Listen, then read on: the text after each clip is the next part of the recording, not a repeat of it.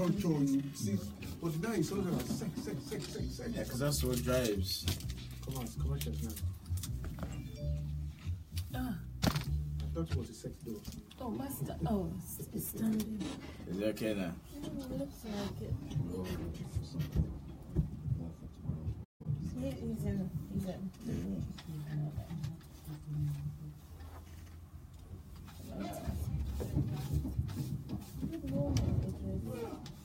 The second time you're breathing.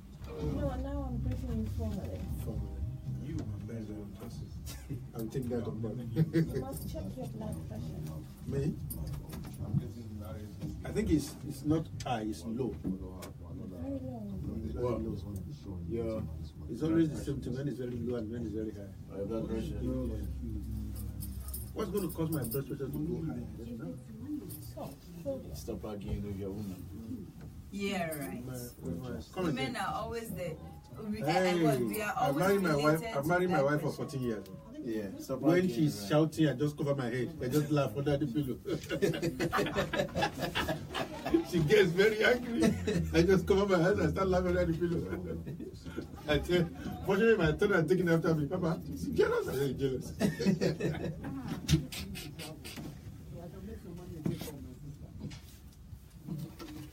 Married his wife 14 years.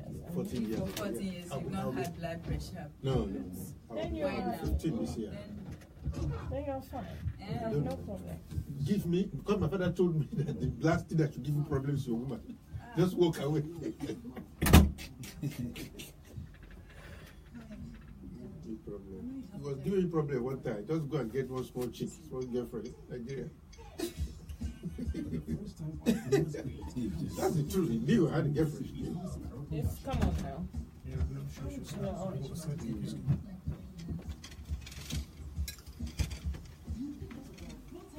Thank God I didn't wear this trouser today.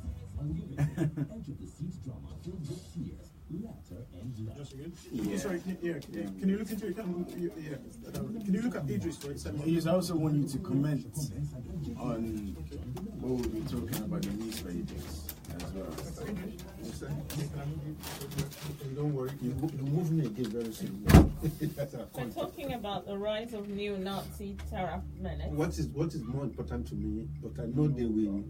Why did it take that man until his retirement to tell us this is on the right? Sorry? The man who said this yesterday, the retiring, what's his name? There's a man, that's a particular guy. I don't know where it is.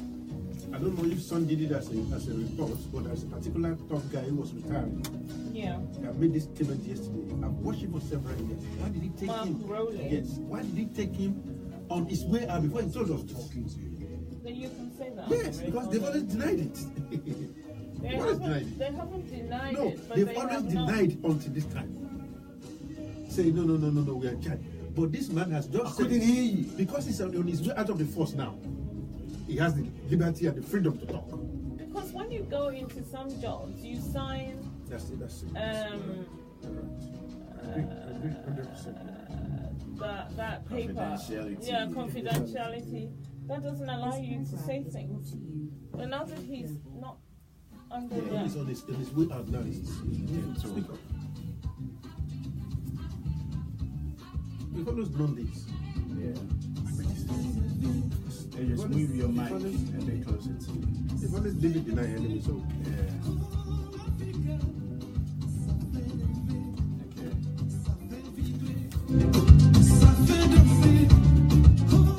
It's a nice song. Coming up on the show today, on our main topic of the day. In the past 5 years, terrorist attacks have killed nearly 20,000 people across Africa. Two groups, Boko Haram and Al-Shabaab, accounted for 71% of reported incidents and 91% of fatalities. So we're asking today, are our African leaders complacent about the threat of terrorism in Africa? That's what's coming up later on the show today on our main topic of the day. Joining us in the studio this morning, we have Idris Adishina, editor of Alternative Africa, and also Kiki Kandi Kise of GN Radio. She has her own show, Kiki Chat Show, every Wednesday at 9 p.m. And I've been told to also say that promote her, otherwise, don't know what's going to happen. Good morning to the You know, I like that name. Which one? Kinky. No, not Kinky. No, it's Kiki. kinky. Kiki. It's not different from kinky. It's kinky. No, it's very. There are a lot of kids in Africa. It's a Ghanaian name. Okay, as usual, coming up later on in the second part of the show, we will look at stories trending across the continent. We've got a packed show for you this morning. But as always, we start with the headlines in England, and we begin with Daily Express. Now, their headline, they're leading with the weather. Blizzards to sweep Britain. Blizzard to sweep Britain is very, very cold. Coldest weather for 27 years, and Storm Emma is on the way. Storm Emma is on the way. I think Storm Emma is different from the cold from the east. There was a very strong weather coming from Siberia, so I think Storm Emma is different. Let's go to the eye. Arctic blast hits UK. They're also leading with the same weather headlines. The Sun also has a Great British Flake Off. Majority of the newspapers with the weather. On the Sun, they're saying meltdown as snow blast looms. This is the UK. Every time there's a snow, there's delay in transport, trains, tubes, buses, you name it. Excuse for people to be late for work, but we're always No, here it's on time. not an excuse. You mind him? The Daily Star, snow joke. Flake Britain grinds to panic halt as beast from east hits trains, planes, roads, and shops. Like I just said. The Daily Telegraph, rail firms paid for failure. That's their headlines. The Metro, 5 minutes that cost my girl her life. This is a story where a 5-year-old girl who was suffering from asthma was 5 minutes late to seeing her GP, and she was turned away, and she passed away that same night. The Mirror, Daily Mirror has it. Why not the doctor see me, mommy? The Mirror 2 is running with the same headlines with the young girl who was turned away by her GPs. Financial Times has it. Rebel Tories Brexit alliance with Labour set to raise heat on May. So that's the headlines. Let's get the Daily Mail one more. For pity's sake, get on with it. 10 years ago today, the Mail declared war on plastic. So much has been achieved, but as it's revealed, 700,000 extra plastic bottles litter our streets every day. So the Mail backing a campaign for the streets to be clean and for the to stop bottles ending up on our seas. So that's from the Daily Mail. Okay, let's move on now. Let's talk about a few of the topics that we want to talk about today in the newspapers, and then I will come to you, Kiki. This morning, this is to do with Facebook. The story says Facebook doctors dodgy advice. Well, Facebook is now has an area where if you have a symptom of some sort, you have an ache, a pain here and there, you can go onto Facebook and type in your symptom, and then Facebook tells you what's wrong with you, so that you can go and buy some medicine at the pharmacist or something. Now, that is dangerous because you could have a sunburn, and the Facebook is saying you have sepsis. Okay. Sepsis, So you're wrong on your way. diagnosis. Yeah, wrong diagnosis straight away. And this is and doctors are warning that this service is unregulated and it puts people at risk. So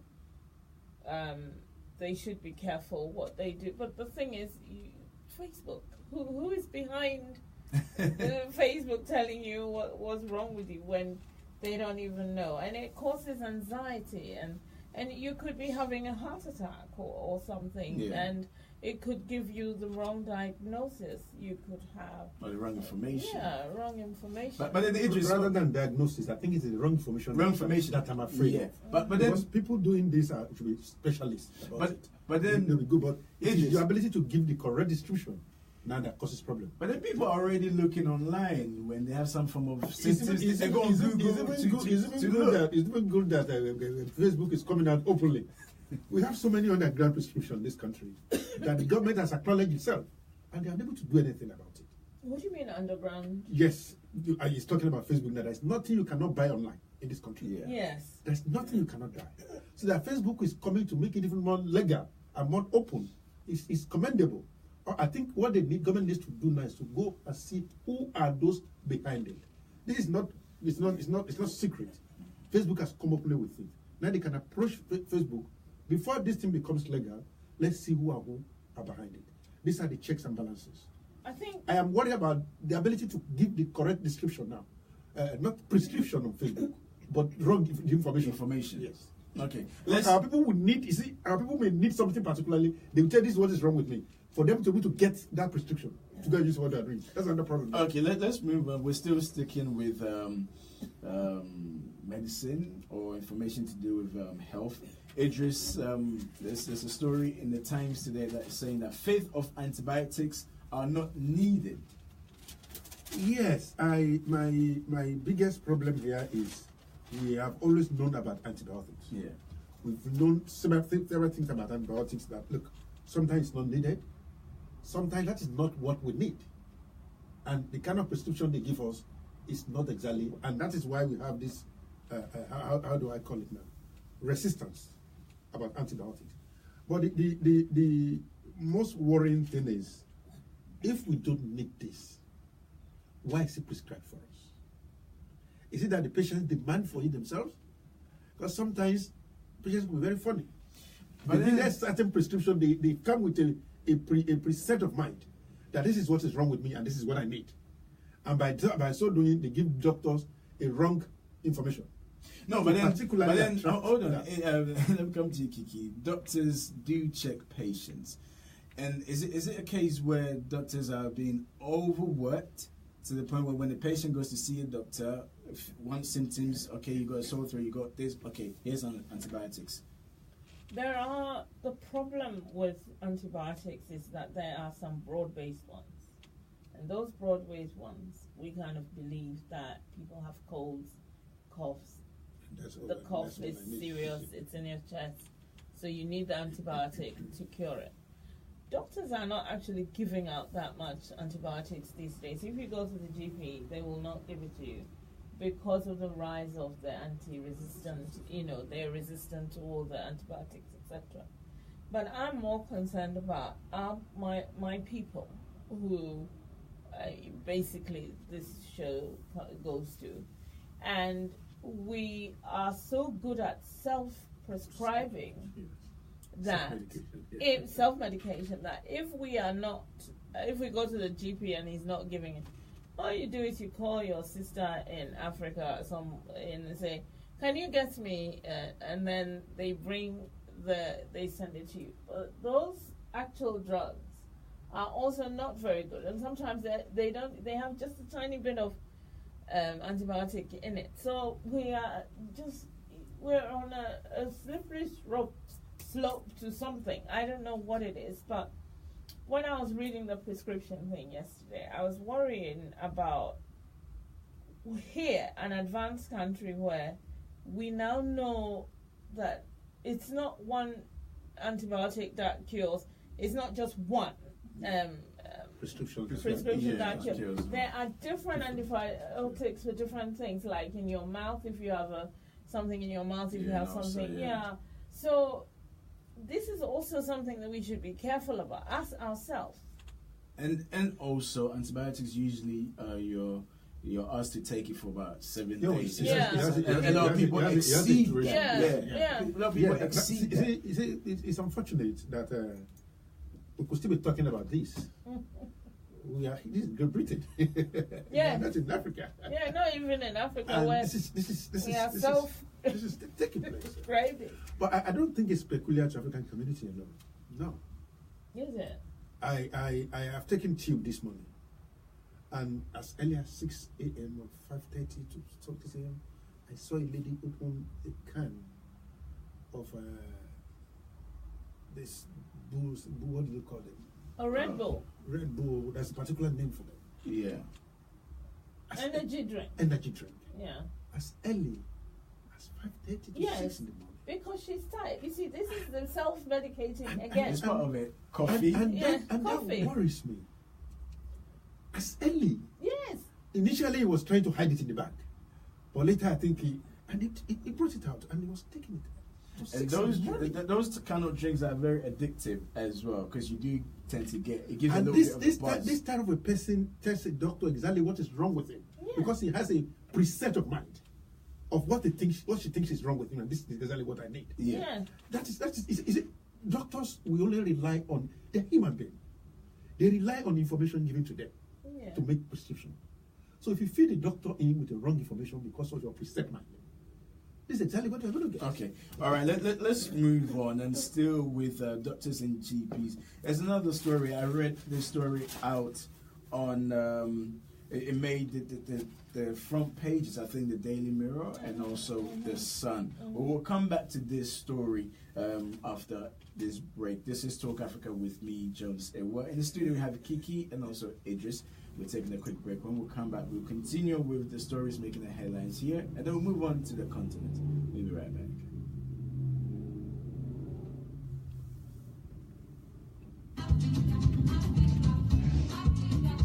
In the morning, it's not even Red Bull.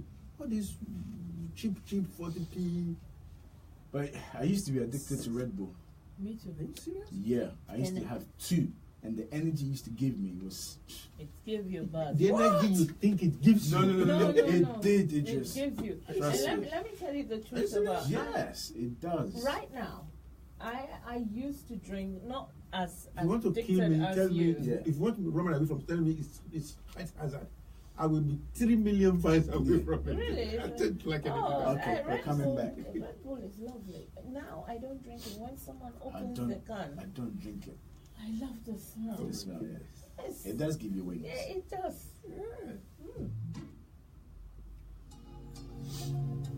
This program is brought to you by K Global.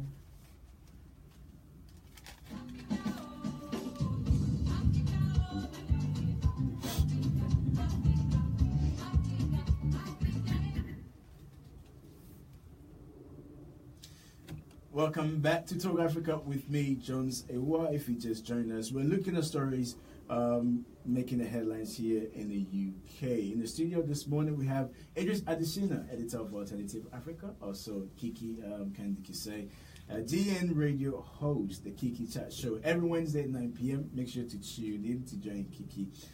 She has a lot of interesting topics that she discusses on her program. Now, there's another story in the newspaper, Kiki, with a young girl who was refused by her GP because she was 5 minutes late. She was suffering from asthma, and then eventually, in the end, she died in the evening. I was very, very disheartened to hear it. It's so disappointing. However, one of the things which I think has to be looked at in the health service is the receptionist. The most evil. I don't know whether they go on a course to learn how to be nasty, because hospital research, my doctors are very good. My doctor is a very good man, and he is so sharp on picking up illnesses and things. His receptionist may kill me. I'm afraid of her, because you go there, first of all, you may have an appointment. Maybe you got there 2 minutes late, and she's trying to argue with you. She's trying to, and you are ill. Your child is ill. Sometimes you have a baby, that sort of thing. And you wonder, what gives them that power? Why are they so horrible? And this is universal. A lot of people talk about it. Now, I think she should be put in prison straight away. The receptionist who stopped the mother from taking the baby in to say, 6 years old, this is not, what happened? It could have been traffic. It could have been, and it could have even getting that child into the car to get to, or walk or whatever, was a problem for them. And yet, she said they were how many minutes late? 5 minutes late. 5 minutes is just ridiculous. It's unacceptable. And they have to look at it. I think that somebody should do a petition, or maybe I should, because I am waging war against the receptionist in my GP right now. But then, Idris, with regards to going to see your GP, you have, I think it's 15 minutes. You have a 15 minutes window. Yes, 15 minutes window. So I don't if you're late, I then... don't understand how this could be. 5 minutes. This is a child with asthma. John, I know what asthma is because I have it in my home.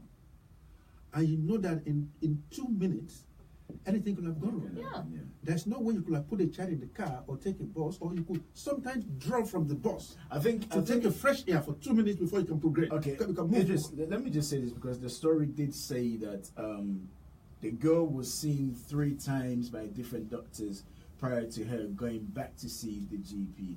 And that's enough to in tell you case- something is wrong. I think we need to put that out there, because I think the report that came out suggested that whether the doctor saw the girl or did not see the girl, they didn't know that could determine to save her life, or the girl would have eventually passed away. So that was part of the No, report. if So I a think doctor, it's crucial that we has put that seen out there. somebody, there's likelihood, there's 60-70% chances that they could pick something and give her something. Yeah. Because for the fact that you see somebody 3 times doesn't mean you're still not going to detect something, because it's coming back with a fresh crisis. But we can have a serious chat about asthma for a few minutes just to get it straight.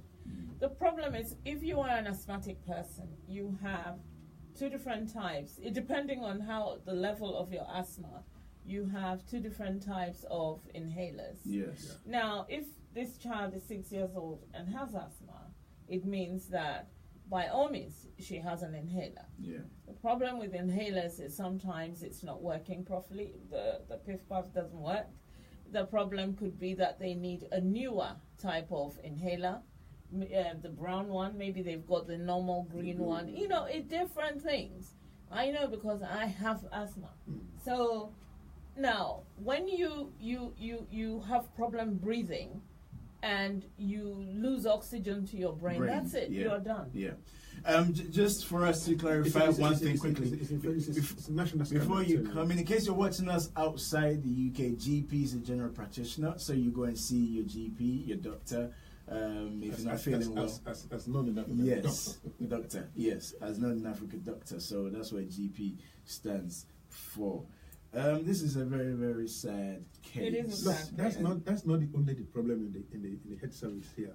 I've lost a baby where my wife is put on the bed and we're waiting for somebody, and she bled until she lost that baby. That's how hard this country is. Unfortunately, that was the first child after 7 years of marriage. Oh dear. You could see how painful Yes. it was. But that is part of the system here. In Africa, you see, sometimes no matter how horrible we think our continent is, our country is, there are some advantages there.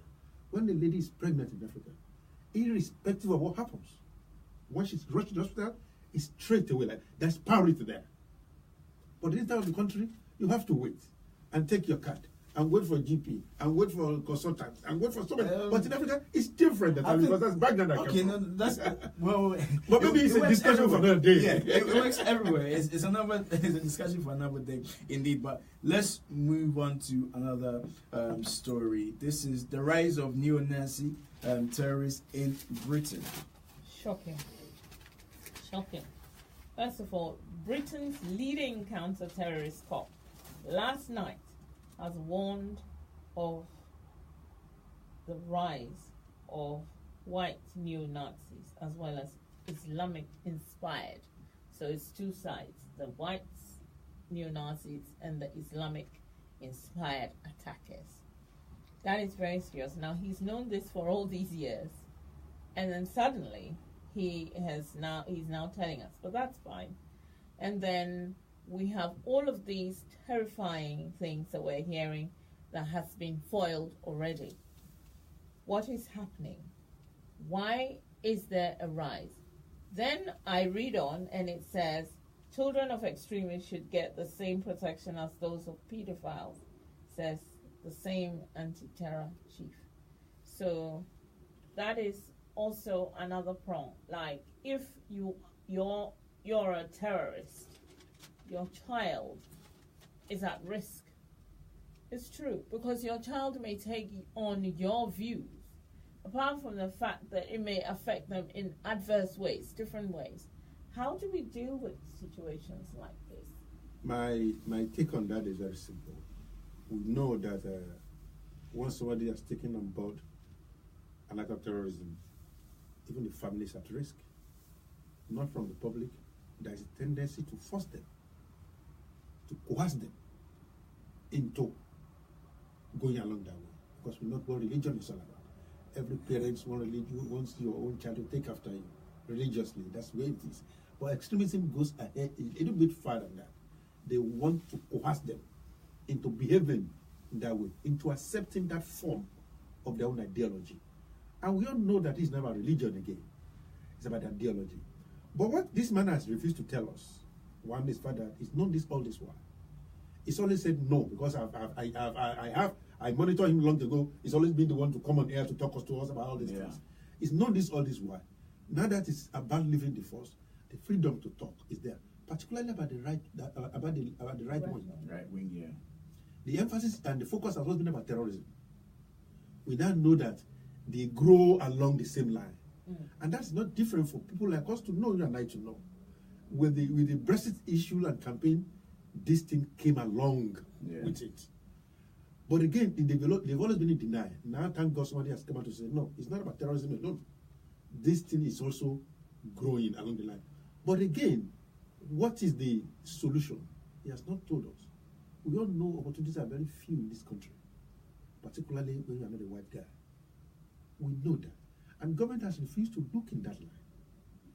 Why is it that we have this set of people I think on this way? no. I think that we have these set of people because, as in everything, we are tribal human beings. You know, we try to remove tribalism because we feel that it creates war and dissent and all of that. But we are territorial people.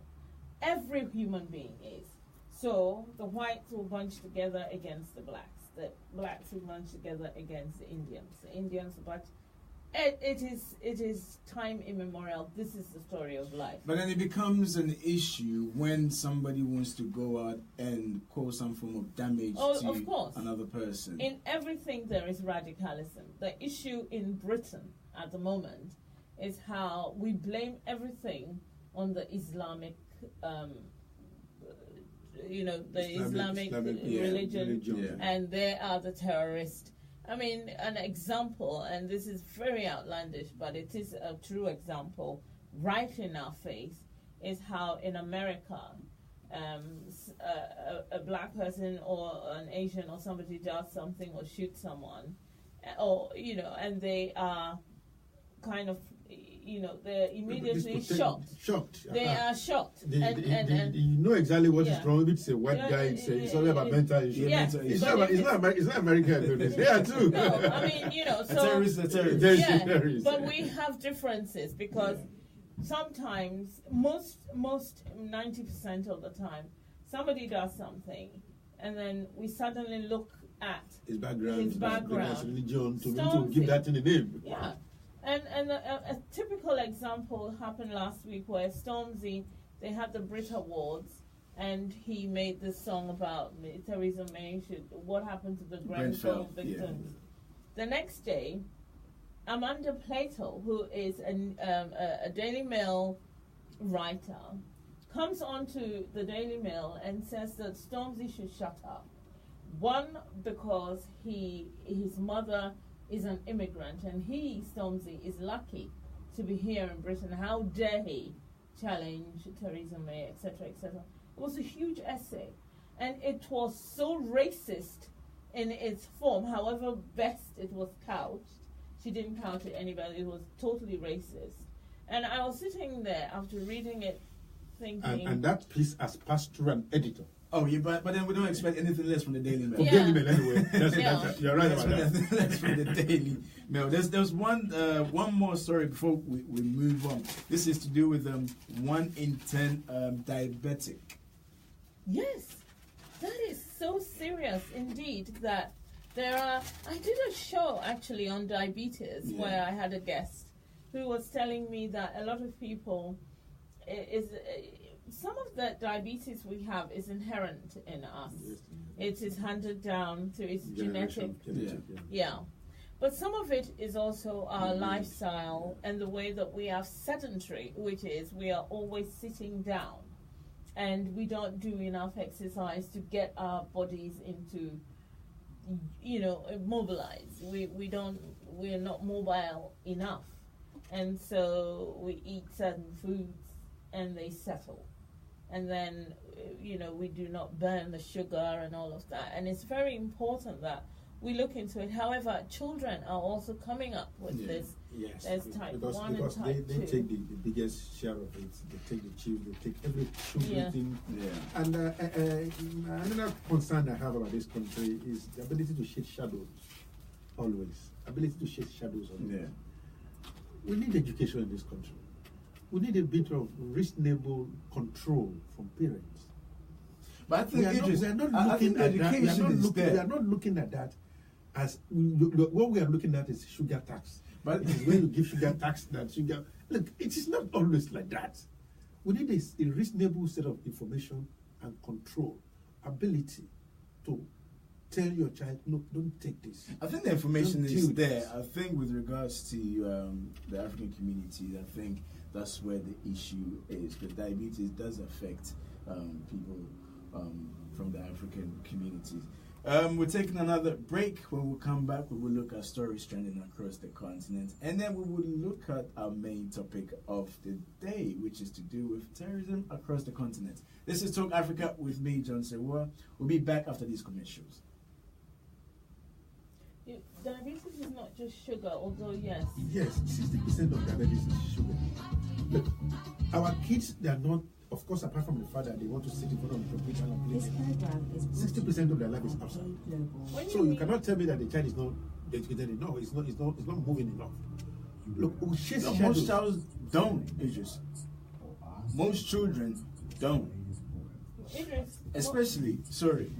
Especially the African homes. I know somebody who went away, left her 2 children with a friend. The food she brought for the kids to eat, crisp, chocolate, drinks, Coca-Cola. The kid is about this size. The kid will not stop eating. And if you don't give her Coke, she cries. She cries. So they're used to that. And this is what I don't like about Africans. When the child is sitting there quietly, that means they're a good child. A child needs to be active. So long as you can give them something that will keep them quiet. Here, you want drink? Oh, here, take it. You want this sweet? But here, take it. Just to appease them. Yes. That is what you see. Is this bad? Yes. The child even can't wipe his own bottom when he goes in. He even messed himself up. And it's a Ghanaian woman. Yes. A Ghanaian woman. Yeah. And another thing also is that you see, we are always. When I have a child in this country, he has never taken chocolate in his life. Wow. Never. Yeah, well, that's. Just won't take tea. No. Just won't take bread. He won't take tea. No. Why? Because he's afraid of sugar. No, you have made your child afraid of sugar. What do you mean he's afraid of sugar? The issue is not just sugar, Yes. Carbohydrates. If you eat the food that we eat, amala, eba. What did you eat? What did you eat, Amala? Amala is not just carbohydrate like that. Amala has gone through a process because I make Amala very well. You were taught it as early as when I was a little boy, what we call balanced diet. Yes, it's school. You are in school as very early. I learned that. And so that when you are making certain things, diet, you make it along with it. So when you have you know a carbohydrate, you must have suitable meat, suitable fish, this and this with it. I think we need to have a show on. My son likes chips. My son can die because of chips. But what we have done is very simple. No fried chips in this house. We never had it. Fried chips. We don't do that. We eat chips in my house. I don't fry chips or anything. Just go to oven. Fried chips. Because that one is better than fried. I'll oven, I'll fry, I'll No, I don't fry. Yesterday I fried plantain. Okay, we're coming. Welcome back to Talk Africa. In the studio this morning, we have Idris Adishina, editor of Alternative Africa, also Kiki Kandikise of GN Radio. She hosts a program here called the Kiki Chat Show. Make sure you join her So every I'm Wednesday, the stranger here. 9 p.m. I'm the stranger Yes, here. you are the stranger. You're the visitor. Coming up later on the program, our main topic of the day with recent terrorist attacks across the continent. One in Somalia. We've had also in Nigeria and other parts of the continent. Yes, we're asking, are our African leaders complacent about the threat of terrorism in Africa? That's what's coming up later on the program. But now let's look at stories trending across the continent. And I'll start with you, Idris, with Ethiopia. Ethiopian parliament summoned out of recess because of fresh protests in the country. Yeah, it happens everywhere. In this part of in this Britain too, there's a tendency to recall the legislators on recess to come and deal with particular issues. Yeah, that's good enough. There's nothing bad about that. It is what they do with that when they come back, is it? Because most times when they are recalled like that, it's already a preset of mind to come and do this. This is not, you are not allowed that freedom to debate what is been placed before the parliament. You are just allowed to come and rubber stamp when the executive had recalled you for. If that is not the case here, it's a normal process done anywhere in the world that you recall your legislators to deal with a fresh or an emergency. It's normal, except that they should have the freedom to deal with it. With this particular one, over the weekend, the opposition leaders from the Oromia area, which is where the issue, why there were fresh protests, and these people they were put in prison, they were arrested, they were briefly detained by the authorities. Now, I think then it comes up that with your point that there is a preconceived plan, but they did not want them to have a rally, and therefore they have detained them, and then that kind of has held back all sorts of things, which is wrong.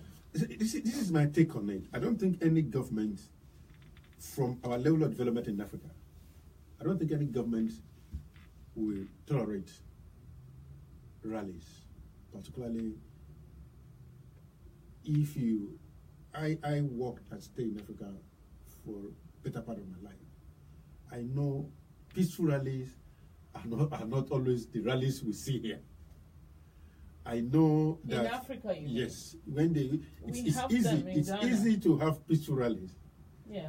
How much control do you have on rallies in Africa? We have rallies in Ghana. That will not develop into Ethiopia's crisis. case is different. It's different. Yeah. Again, how much control or force will the police apply in terms of rally to make it snowball into full-fledged crisis? But in Ethiopia one, we know it's about a preconceived idea. The parliament has been recalled particularly to deal with this issue as the executive wanted it. That is the worry there. Why can't we tolerate ourselves? Why is it that we saw the same thing in Kenya? But thank God the Kenyan judiciary has risen to the case. And they've said, look, Mr. Uhuru, you are wrong. This man must come back to the country. Must we wait until the government is disgraced? Why can't we have dialogue? Why is it difficult for us in our continent to sit together and have conversation? Because it's difficult. But because it's about winner takes it all. Yeah, and also democracy. We have to be power at all costs. Democracy is kind of undermined very much. But again, we've seen the executive now. If the opposition comes to power, is it different from what the other opposition has done? It's slightly decided. It's almost the same thing. PDP has left government in Nigeria. APC is here. What's the difference? Yes, there is corruption. There is corruption. Yeah. You cannot be talking of degrees. Let's okay. Since you brought in democracy, a lot of people have spoken against the African style of democracy, which is winner takes all, and then the loser you get nothing. If there was to be a system in which, okay, if you're the loser, you can still contribute to the betterment of the country in some shape or form. What is the meaning of winner takes all? How many Labour do you see in Parliament here, in government here? It's winner takes all everywhere. No, but I get what he means. It's winner takes all. Did you see any Democrats been appointed to Trump's government? No. Did you see any Labour here being appointed to Conservative here? No. Okay. It's winner takes all. Right, but then if you it's the style of government that differs. Okay, let's use Brexit as an example. Yesterday, Jeremy Corbyn's speech made a clear stand firm that with regards to the customs, Labour are for it. Okay, and some members of the Conservatives have been Siding reported with- to side with with Jeremy Jeremy Corbyn. Corbyn. Now let's go back to Africa. If incumbent government decided to take a decision, there's no way in which anybody within that government in power's party will vote against or sideline with the position. Maybe you are wrong, because the incumbent Senate president in Nigeria is against was not the candidate of the party of APC ruling government in Nigeria. It was supported by the opposition, although it was one of them. Exactly.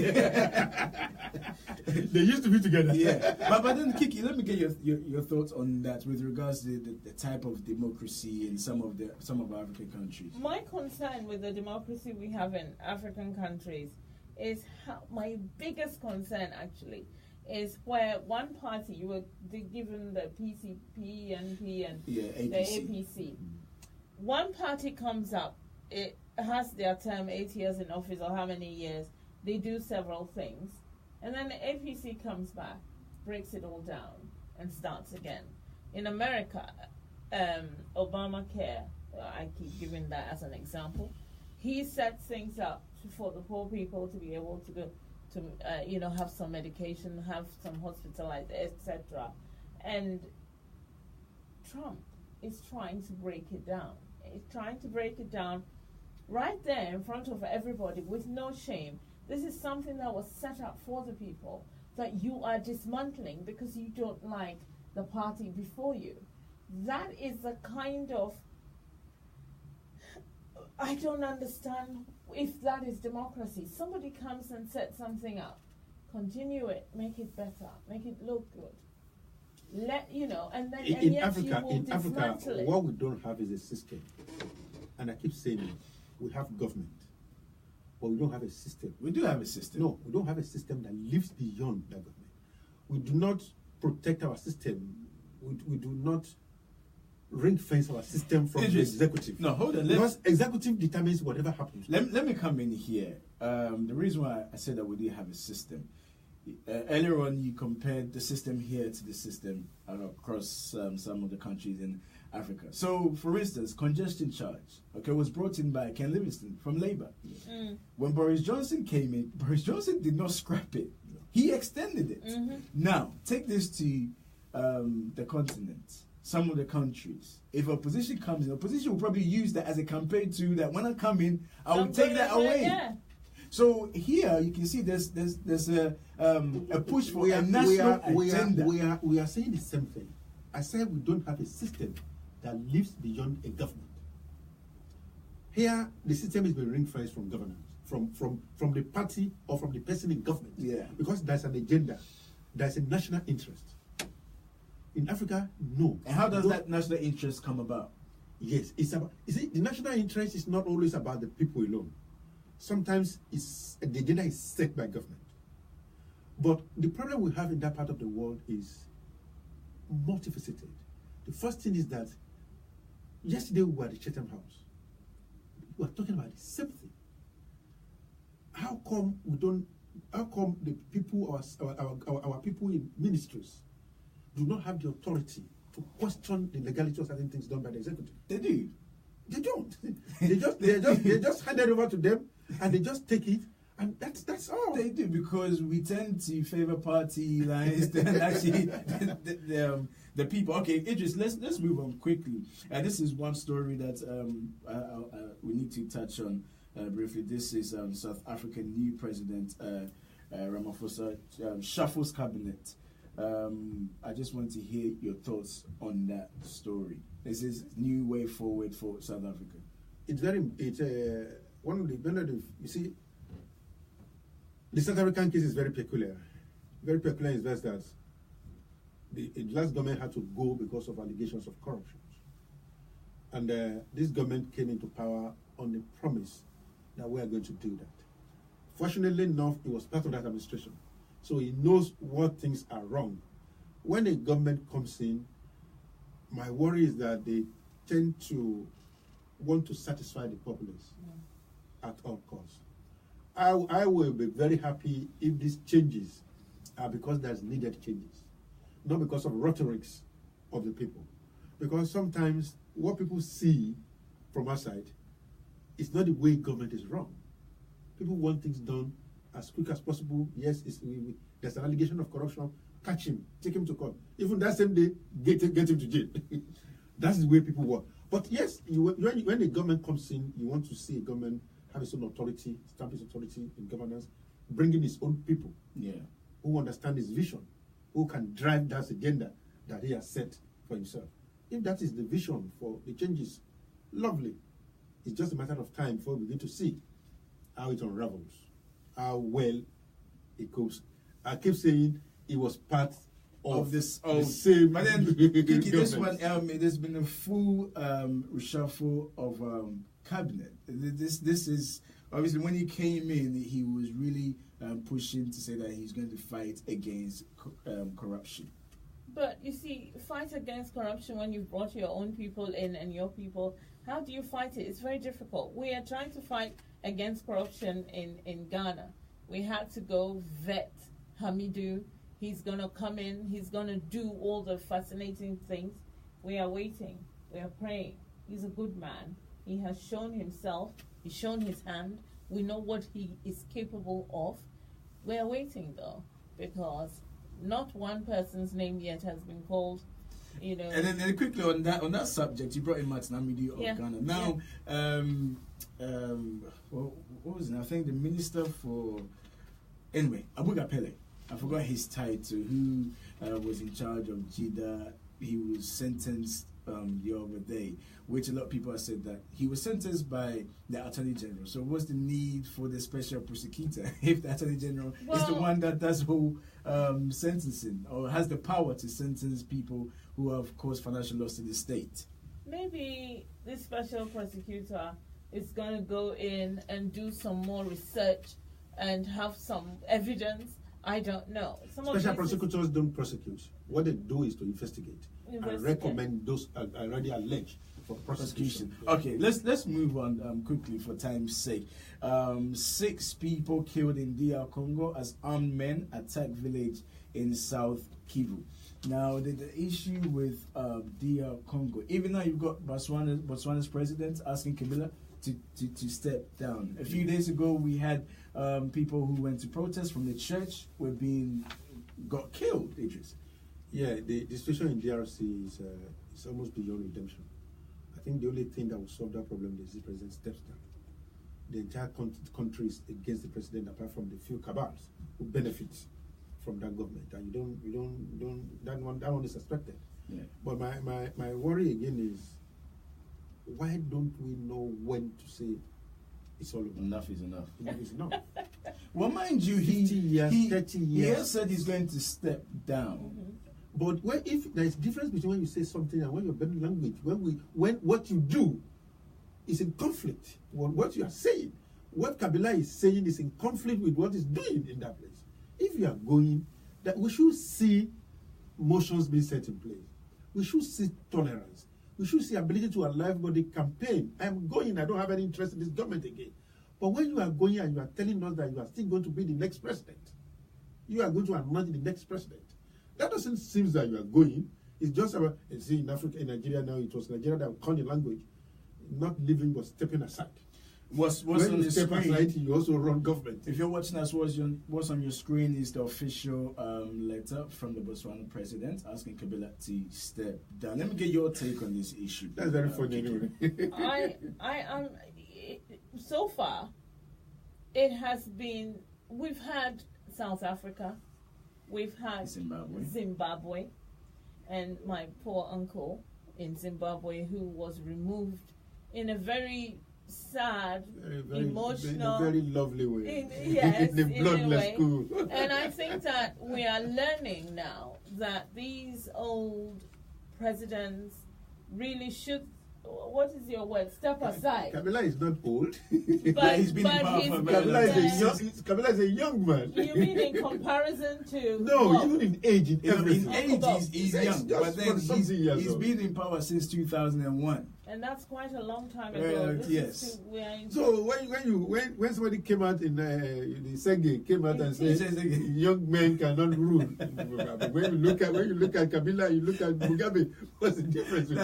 That's a professor from Nigeria. A human rights. A human rights professor said that Nigeria should not allow young people to rule the country. Yeah, because we kind of think that youth, you need to get wisdom, but by the time you have wisdom, you've got arthritis, you've got high blood pressure, you've got all of these things. We need to kind of have maybe an age, an age our issue. problem is there's no checks and balances. No, It's easy for government in power to buy all the executives. Yeah. You saw what Mozambique, what our brother Museveni did. Yeah.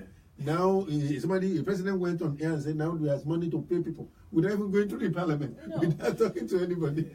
It's terrible.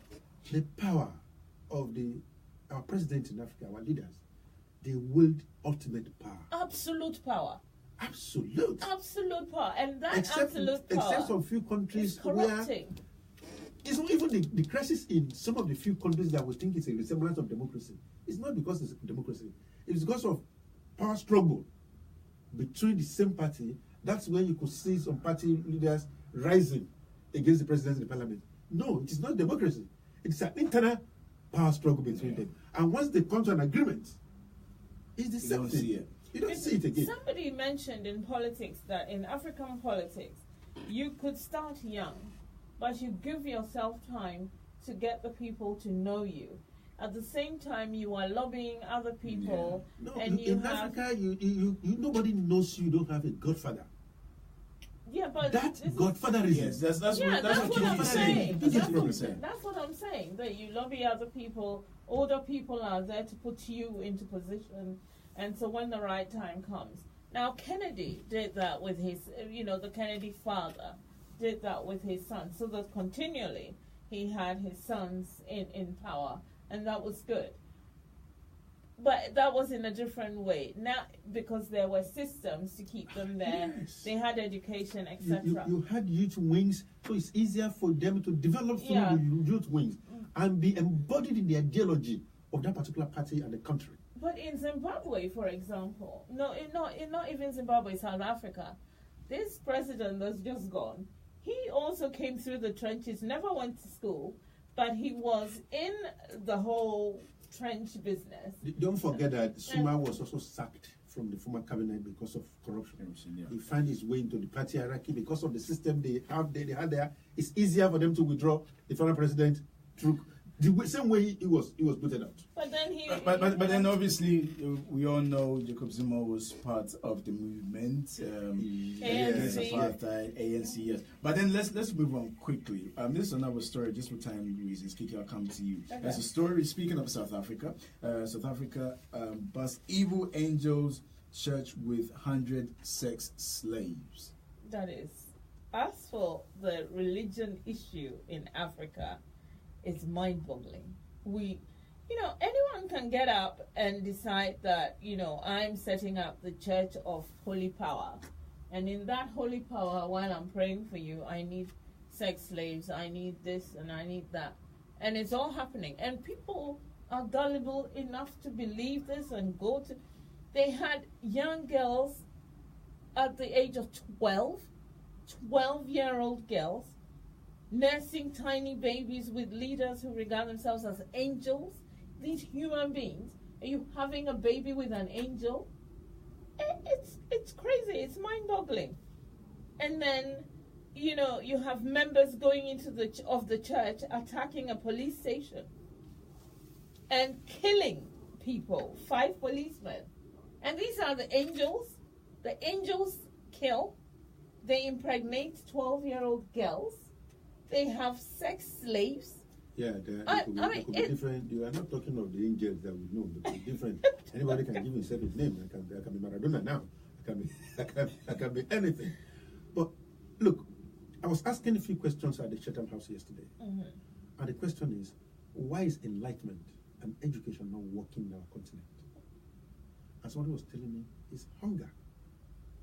All you need to do in Africa now is to perform some magic. Yeah.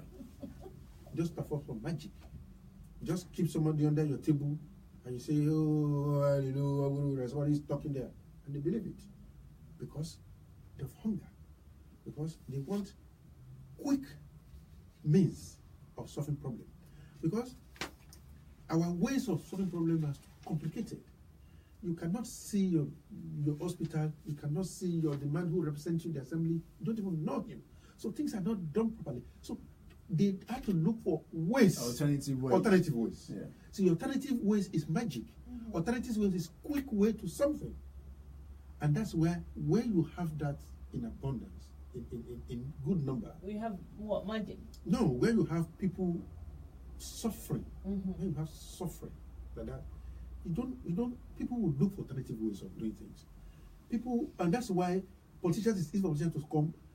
Why are they, I asked yesterday, why do you keep telling them that don't take money and they keep taking money? And the slogan now is, even when you are there, you're not going to remember me. Give me my own number. Yeah. That's how bad governance is. Now, I keep saying this. I understand when you budget money for something and that money is not there. Budget is about receipt and expenditure. When we don't make enough money and we have to, as governance goes away, we have to scale down priorities to accommodate some few things. I understand that. What I do not understand is when budget money is made available to certain projects, and in 2-3 years we go back there, the money is disappear, the project is not even on ground. And the minister is rich, building houses. Come on, we release money for this. The project is not there. Monkey swallow money, snake swallow money. Snake. And for God's sake, we are hearing about people who swallow money because they are not part of government. Those who are in government, who didn't swallow money but the money just disappeared, but the projects are not there. And it's not about one government, one party. It cuts across. When somebody comes to power, riding a bicycle yesterday, and all of a sudden, 6 months now, he's been flying in a helicopter. What about churches? What about mosques? It's not about government alone. It cuts across all. So basically, you're saying once people are distribution to that level, they look for quick means. Okay, let's hear Kiki. My concern is true. It's money, because the story, that church which we're talking about. Do we need to call it church? Well, it's not cult. It is a it's cult. It's not cult. We should for God's sake remove this toga of church. No, but then these are churches. Okay, that's what they call themselves. Okay, hold on. Let's put something out here, because within that report, it did say some of them were found to be sitting there waiting for the coming of the Messiah. Yes. So in that sense, people might call it a church. Call it what you want. But then it is an occult. It is an occult. It is not even an occult. It is a cult. A cult is where people believe in something together, and do things against laws and etc. Yes. But they have set themselves apart. Now, fine. So this cult, church, whatever you want to call it, it was controlled by this man. Yeah. Then he died in 2015. Yes, he passed away. Yeah. Then he had 7 sons and their mother. We know that all of the disagreement among them will take And over. so they decided that they were not going to follow this guy, this cult leader, and set their own. So they then set up their own cult or group and got a lot of people and their followers, the people who were following the father. These people, these 7 sons, would go rob banks, break ATMs to get money out of them, and then come and feed the hungry. So your point about the hunger is true. So in so doing, the people continue to come to the church. Well, there's something that deriving from there. But the main underlying fact of what these people were there for was waiting for the rapture, which meant that the Messiah was going to come and he was going to save them. Now, what Messiah do you do again? Somebody wakes up, give you food, give you everything every day. Is that not your Messiah? No. There is a higher power, and we all know that. You see, in our minds, we know that there is a higher power. However, We have been taught to go to church. We've been taught to have a leader. And the problem is, in this world that we live in, God has created, or whoever has created, I like that. the leaders and the followers. Now, the followers are there. They know in their minds, because everybody has been given a brain. And you know that there's a higher power somewhere. But the leader is going to take you there.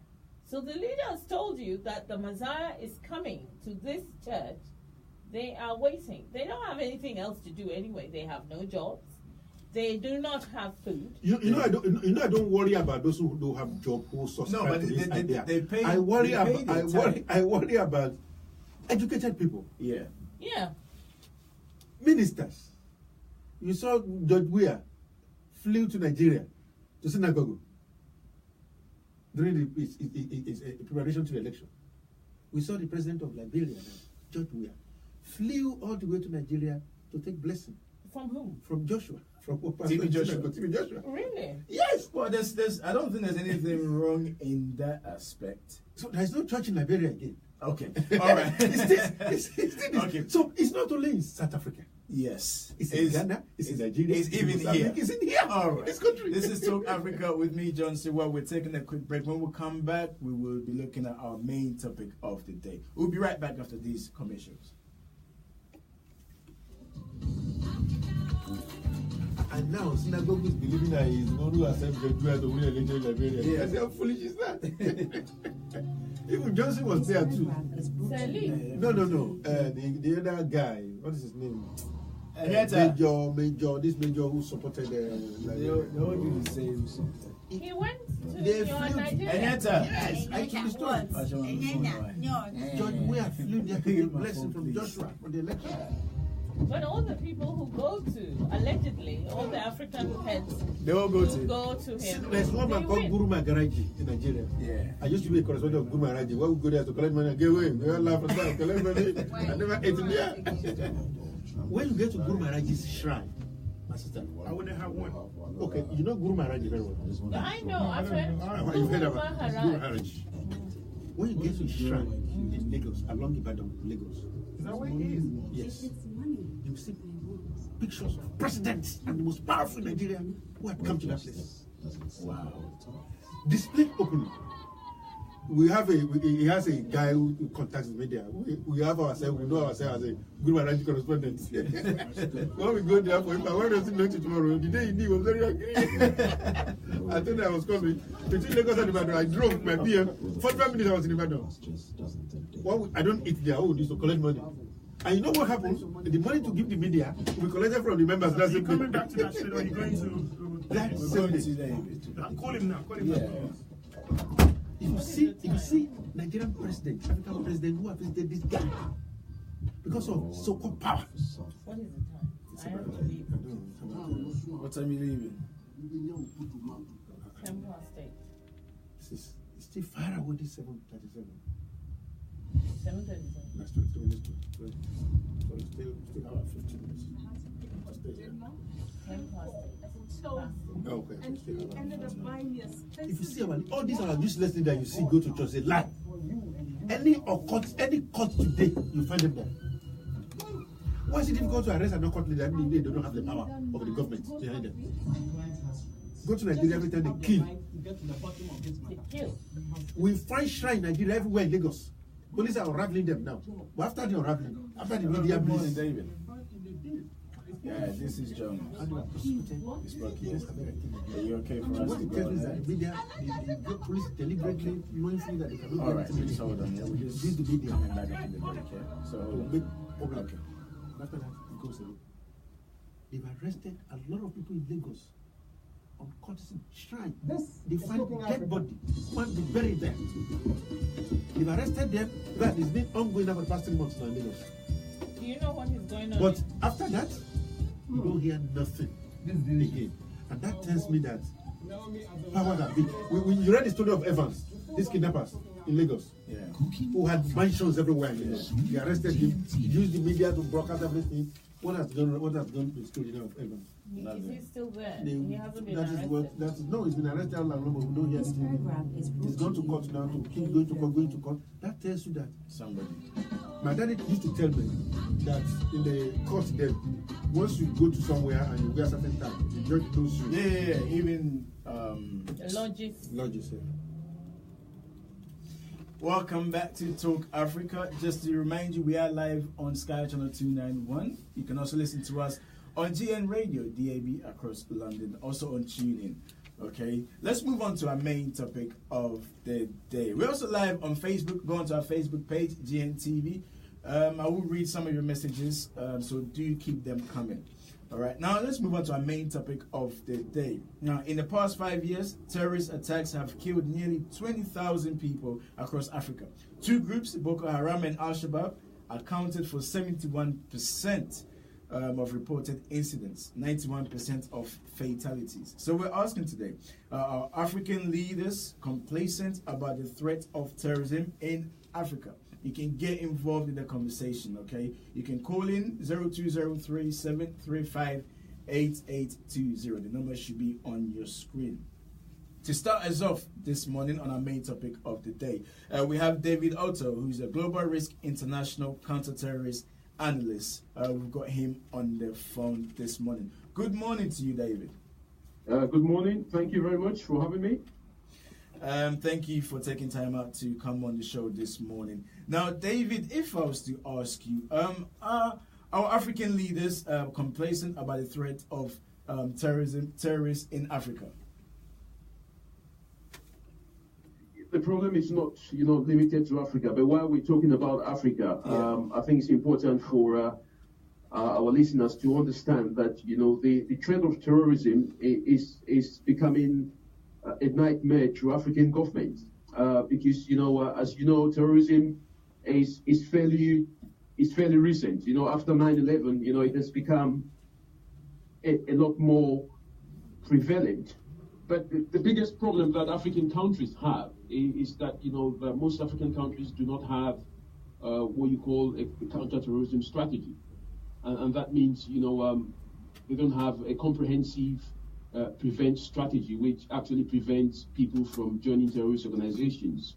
They lack a very comprehensive counter-terrorism itself, because you have what in the UK which they call the contest. In Africa, they don't have that. So once you don't have a counter-terrorism strategy, the problem that you have is, you don't prevent people from joining. And when people do join, the way that African leaders address it, using mostly military means, is also counterproductive. And because the military in Africa and generally is not trained to actually fight its own population, they face huge problems. So I think the problem that African governments have is that they are not ready in terms of the kind of training that their military and their security services have received in the past. So they are not ready to deal with the dynamics of terrorism, and because of that, most of the measures which have been put in place are rather counterproductive. But the biggest problem that Africa has today is the fact that the so-called Islamic State, which has been defeated fairly in Iraq and Syria, has now returned. Mm-hmm. Most of the fighters have returned towards North Africa, and they will be heading to groups like Boko Haram and Al-Shabaab. And when you look at the recent attacks and space of attacks that Boko Haram has carried out and Al-Shabaab has carried out, equally with Al-Qaeda in the Islamic Maghreb, it tells you that Africa is the new frontier for terrorist organizations to launch their attacks. And this is why African governments really need to build their capacity and capability on how to defeat these organizations. Okay, you've touched on the people that joined the likes of ISIS now that they've been defeated in Syria, and they'll be coming back to the continent. Especially, it was reported that there was about 6,500 Tunisians who traveled over to help the ISIS fight. Before we move on to our next question, I just wanted to find out, within the West, there is this perception that people are joining ISIS because of foreign policy. And with regards to Africa, what is the reason, or is there a trend as to why people tend to join these groups? There are so many reasons why people join terrorist organizations. Foreign policy may just be one of the reasons. But specifically when it comes to Africa, or any other country, the dynamics of that particular environment would encourage or discourage people from joining terrorist organizations. So, for example, in Africa, there is a prevalence of young people between below the age of 25. Africa has the highest youth population, about 70%. That means, with unemployment, which leads them to poverty, and lack of education, means that there is a ready ground for many young people to look for alternative means of living. And a lot of them, may not necessarily want to join these terrorist organizations, but that is the only alternative which they are being provided with. And I'll give you an example of, many Africans who have decided to go and look for better lives using the Sahara Desert, going through to countries like Niger, Mali, Sudan, and Libya, then, struggling to cross over the Mediterranean. Most of these young people are desperate to look for ways of surviving. But then when they are being presented with, opportunities by organizations, that tend to be terrorist organizations, as long as they are paid, they are prepared to do anything. So the reasons why people join terrorist organizations in Africa are very, very specific to their individual circumstances. It's very specific to the kind of environment that they find themselves. But that is not to say that you don't have ideologues. I mean, ideologues are people who really believe that, they are in for it, in terms of the jihadist, the Salafist jihadism ideology. There are people who join because of that. But most people join terrorist organizations from Africa because of the benefits that they get, and also because they are ignorant of other opportunities which can be presented to them. So there is no one factor that would, you'd say, leads to people joining terrorist organizations. And foreign policy is just one of them. Okay. Now let me ask, because you did mention when it comes to trying to deal with this issue across the continent, most African countries tend to deploy the military, who are not trained adequately to tackle this issue. So let me ask this: should leaders in the community leaders, also play part to try and solve this issue? Because at the end of the day, these ideologies or whatever it may be, a lot of the time it comes from the community leaders as well. The thing is, the army is trained to fight a conventional warfare. That means, an army is trained to protect its frontiers and to then, fight an identified enemy, that they can identify. Terrorist organizations, grow out of grievances from local communities, and they embed themselves within the communities. The reasons why they join are a significant representation of what happens within their communities. So the only way that you can proactively address, some of these concerns is to engage community groups. Yeah. And that is one of the areas that we're working on now, because, there's a movement, an organization in Europe called the European Violence Prevention Network. And, we formed that organization, to bring onto, kind of forefront the importance of building the capacity of local community groups, who are actually the ones who are at the forefront of experiencing what happens within these communities. So the only way you can do that is to establish the capacity of local community groups to be able to identify very early warning signs of radicalization, and to use those frontline practitioners to be able to address some of those problems at very early stages. But not just that, but also to use those frontline community practitioners, to be able to liaise with, security services and government authorities to let them know what kind of measures and what kind of solutions they can actually provide that would stop the people within these communities from joining terrorist organizations. Now, the biggest problem that governments in Africa have, and even governments in the West, is that, they send in this military, with drones, and, they kill people indiscriminately. And then what that happens is that, people then lost trust, for the military. And once people do lose trust for the military and other law enforcement authorities, it then leads to a breakdown of communication. So I think the best way that African governments, can actually deal with terrorism and other forms of crime is to be able to empower the local community leaders, to be able to empower these local communities that are actually at the front line, so that give them the front row. And once they have the front row, they will be able to identify all these warning signs that the military cannot actually penetrate within. Okay, let me just give Idris, my guest here, Idris, opportunity to ask you one question, David. Yeah, Mr. David, it's nice to have your thoughts and very espoused one. But what about this issue of our inability to separate religion? Because I am from Nigeria, I am a Muslim, and I know you understand what I'm saying. Our inability to separate, majority of the problem we have in that part of the world is the belief of our leaders too, that Islam takes you to heaven. To fight this way takes you to heaven. How do you engage such a leader who had inherent belief that the best way to go to heaven is to fight his Christian brother, because that's the way it works? Okay. I mean, that is a very important point. The religious, or whatever you call it, the Islamic element of the extremist element of Islam, which is being used as a push and pull factor. A lot of people in Africa, especially, would identify. Well, let me give a specific example of people from the northern part of Nigeria or northern part of Cameroon or Niger or Chad.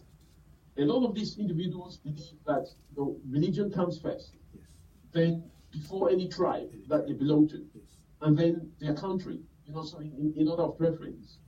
What one needs to do, and what we are doing as an organization, is to provide counter narratives in terms of providing the right interpretation of what it means to be a Muslim, and also to let individuals from these communities and even the authorities themselves, and as you rightly say, some of these leaders, to understand the context in which the Quran and the Hadith, speaks about issues of, jihad, and also the context in which, the Hadith speaks about issues of, who is an enemy and who is a friend.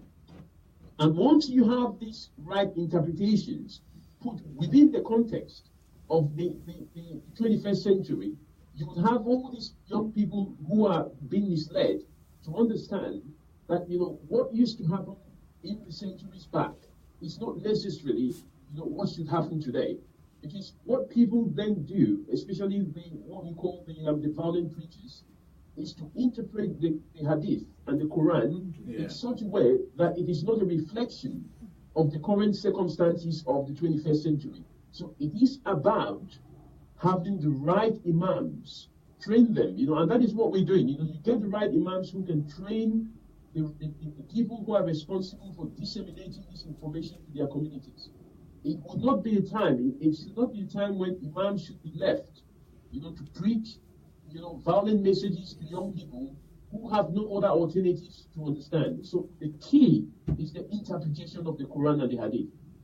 Okay, David, I was going to ask you about Boko Haram, but I think you more or less explained why the Nigerian government is finding it difficult to resolve that issue. And finally, before you go, when it comes to atrocities happening across the continent with regards to terrorism, the continent doesn't get as much publication as when it happened elsewhere, David. Why do you think that is? Because every country has, looks at personal interest.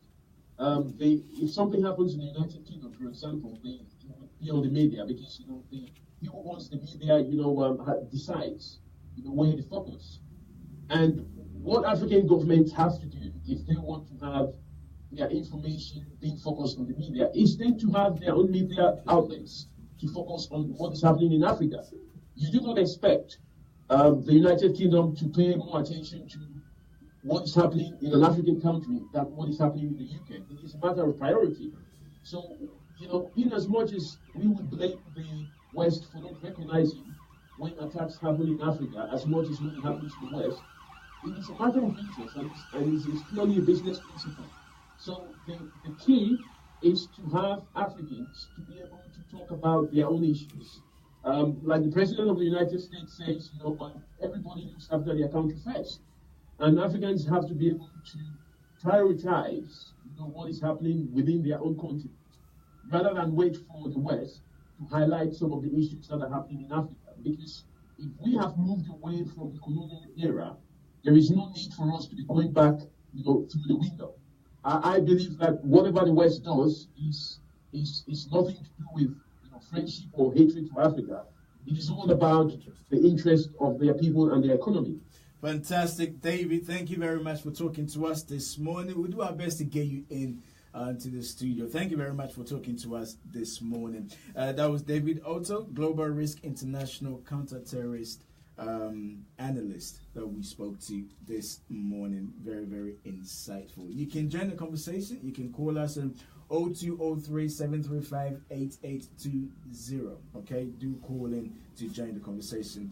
Today we're talking about terrorism across the continent. Okay, we're asking, are our African leaders complacent about the threat of terrorism across the continent? David has spoken as an expert who speak. Somebody who deals with the book, who knows exactly what's to be applicable to what. But again, there is a second aspect of this. Look across the African continent and see how many of the leaders are Muslims. How many of the leaders are Christians? Then let's now begin to look at how have they responded to issues of terrorism in specific countries. And I can bet you, we've not done that research, you will find more active engagement in Christian-led leadership than in Muslim-led leadership. As far back as 2002 or 2003, I spoke to one professor in Nigeria called Professor Chikeobi, mathematician. I think he's late now, blessed memory. As far back as that time, he told me as a young trainee journalist that there are people in Nigeria, too many people in Nigeria, whose loyalty is to Saudi Arabia than their government. And I think David touched briefly on that. There are people in our continent, in Ghana, in Nigeria, who believe first thing is religion. In Somalia? In Somalia. I'll give you one practical example. And this is where we are in UK. A colleague of mine once told me, I asked him, have you subscribed to the office, the work pension scheme? You know what he told me? He says haram. Oh. He said, United, I can see you sitting up. This is United Kingdom. He told me to subscribe to that scheme is haram.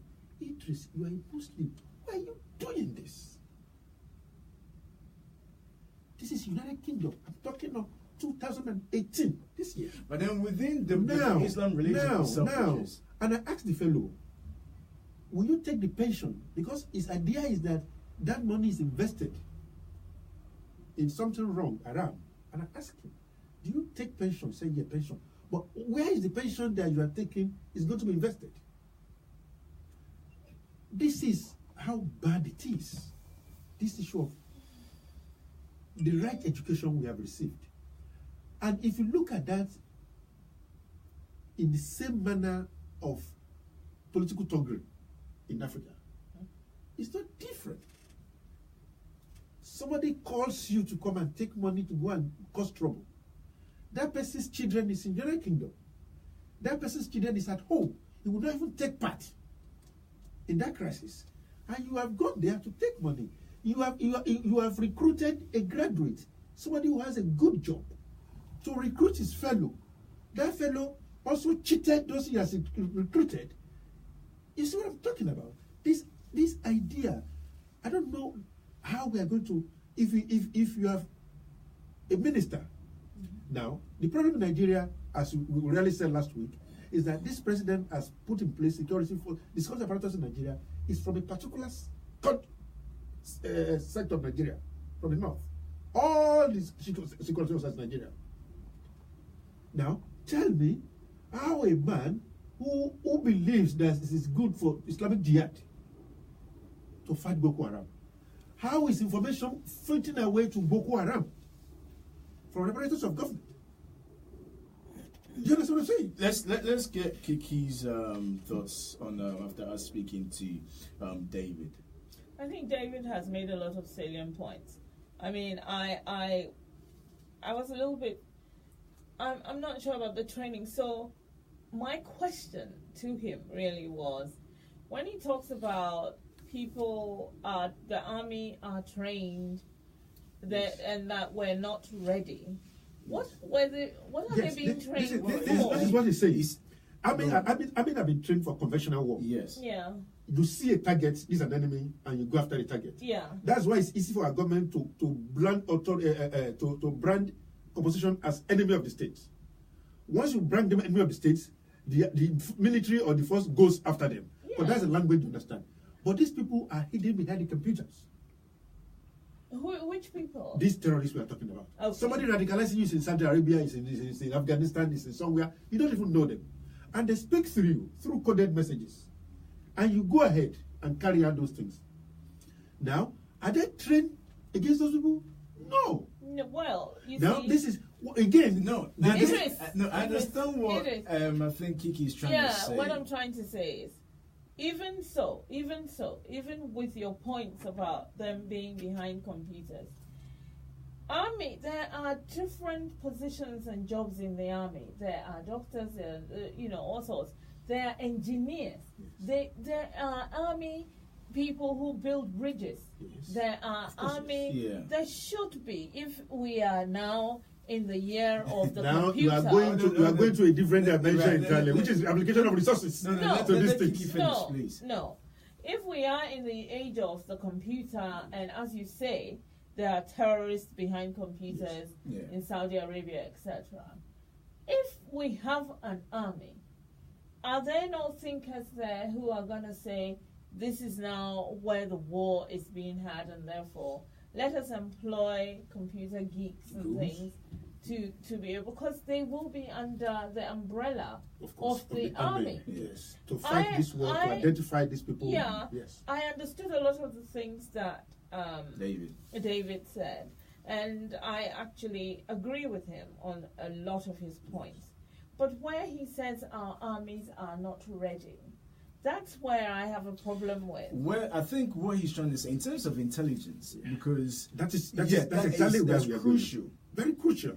How do you intervene before there's an atrocity? And I think that's and where. How do you get information from the community? Okay. So then, a lot of the Ghana army, and I know this generally, that people, the officers are sent to Sandhurst. Yes. Every year we have people who are going, and I'm talking of Ghana. I don't know about Nigeria.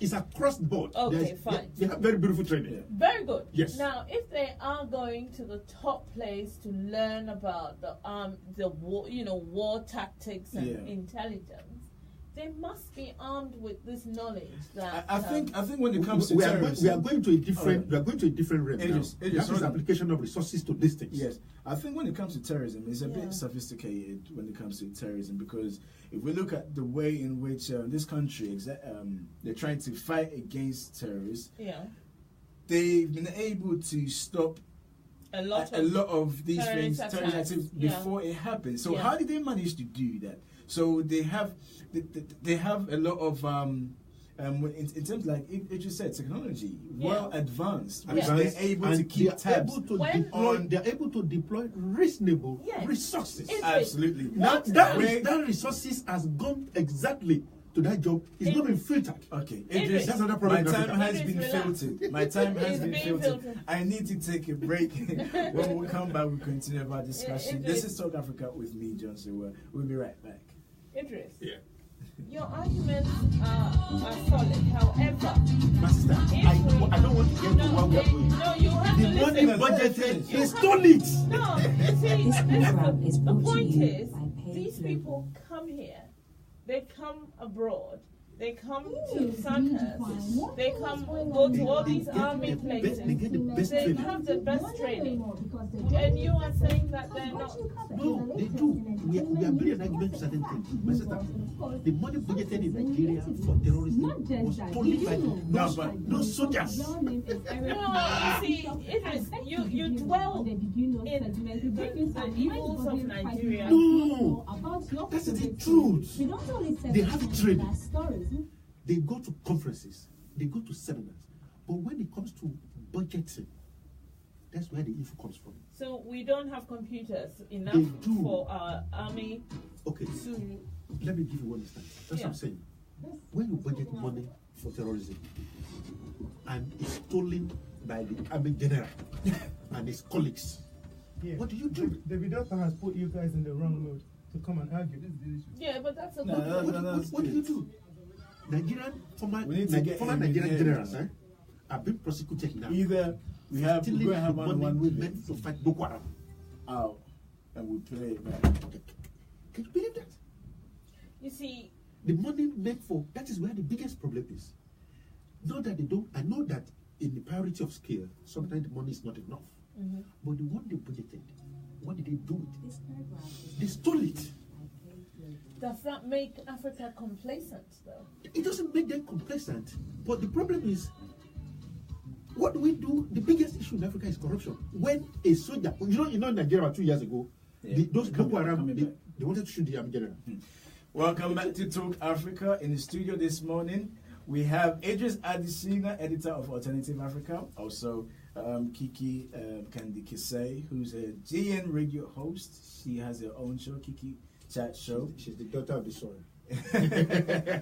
7 and 9 o'clock every Wednesday. Do make sure to join them. If you just joined us, we are talking about our African leaders complacent about the threat of terrorism in Africa. You can call into the discussion at 0203-735-8820. Let me read a few messages on Facebook. This is from Michael. Michael saying that watching you guys live from Ghana inside this morning rush hour traffic. Good job, Team Gntv Uk. Thank you, Michael. This is from Joyce. Joyce is saying that Paul Biya of Cameroon must go. Ferreira of Togo must go too. She goes on to say, Africans think you acquire wisdom when you are old. Not at all. Macron became president of France at 39 years old. Let's see what it does with it first. Okay. This is from Joyce again. Joyce is saying, terrorism is not an African issue, it's a global issue. We can't even deal with simple crimes in Africa to deal with terrorism. Kids are learning under trees, and the West wants us to deal with terrorism. Please, we've got better problems to deal with. Joyce again saying, Nanado promising the US to help fight terrorism. Did they consult Africa when they went to Iraq? Even Libya, which is in Africa, they didn't consult us. When our African presidents going to realize that the West doesn't care about us, and it's time we stop bowing to them? That's from Joyce. Keep your thoughts and comments. Joyce has made a very valid point. But we consulted before they go to Iraq, before they go to Iran, which is a spillover of what we are seeing now. No, we are not we are not consulted. But are we not seeing part of the crisis from there? Because if you look at the escalation of Boko Haram in Nigeria, it was after, yes, they've been there, but when Mama Gaddafi administration fell, the rate at which Boko Haram was empowered and the kind of ammunition they began to use tells you that some of the remnants were fled from that area and are finding their way into Nigeria. Look, the argument we were having before, the narrative discussion we had before, was about the fact that our generals, they get to go to trainings, they get this, they get that. Now, that takes us to another realm, which is the application of the resources available. Available where? In the country? From the country. Yeah. Now, resources are budgeted. What have they done with their resources? Have they been applied judiciously? No matter how little it is. Have they not been stolen? That will take us to a different ball game where the complacency will not come in. If somebody has been alleged to steal money, have you found them guilty? If a general who will know his source of income, we know what he's worth, we know his allowances, is having 2-3 houses in Dubai, and we are seeing that resources budgeted to fight terrorism is being diverted. In Africa, the biggest way to steal money is under security. I don't know of Ghana, I don't know of Mozambique, but in Nigeria, that's what we call security votes, even for governors. That is untouched, unaudited. So then, if we're going by what you're saying, then the reason why this current administration is struggling against Boko Haram is simply doesn't want to fight against terrorism. It's not about don't want to fight against terrorism. It's about what have you done, what has those leadership of the army, of the Air Force, of the security officers that are entrusted to fight this. So then the what have power they is done? not there. What have they done with the right resources? Yesterday, let me come to you, Kiki. Yesterday, we had Priscilla in here. It was reported a few days ago that 109 girls were kidnapped. Okay, Yeah. within the same region where the Chibok girls were kidnapped. Yeah. So then, I said to Priscilla, hang on a minute.